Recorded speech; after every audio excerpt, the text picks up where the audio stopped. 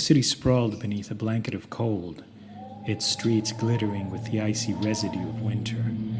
In one of the towering apartment complexes, James, a solitary man with tired eyes, sat alone in his dimly lit living room. The only sound was the occasional howl of the wind as it swept through the concrete canyons. Just as he settled into the solitude, a sudden sharp knock echoed through the apartment. Startled, he peered through the peephole to find a woman standing in the hallway. She was a stranger, her face obscured by shadows, her long, tangled hair obscuring most features. James hesitated, his pulse quickening before cautiously opening the door. "Can I help you?" he asked, the chill of the night air creeping into the room. The woman spoke with an unsettling calmness. "I'm lost. Can I come in and warm up for a moment?" Although uneasy, James reluctantly allowed her entry. She sat in the corner, a silent observer. The room seemed to grow colder with her presence, and the flickering lamplight cast eerie shadows on her face. "Why are you alone?"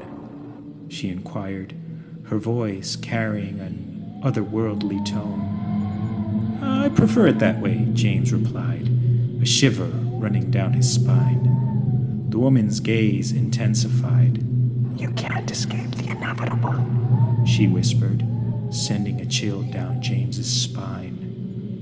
Unease settled into the room as minutes passed like hours.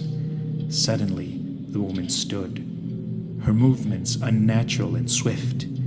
James, now paralyzed by fear, watched as she approached. "I've been searching for a companion," she whispered, her breath icy against his neck. "And I've chosen you." Before James could react, a bone-chilling gust of wind swept through the apartment, extinguishing all the lights. In the darkness, he felt a cold touch on his shoulder. When he turned around, the woman was gone. The apartment returned to stillness, and James was left alone in the inky blackness. Trembling, he fumbled for his phone to call for help, only to discover it was missing. As panic set in, he heard a faint whisper echoing through the void. "You can't escape the inevitable." The room plunged into an abyss of silence. James stood alone, surrounded by an unnatural darkness, unsure of what awaited him in the shadows.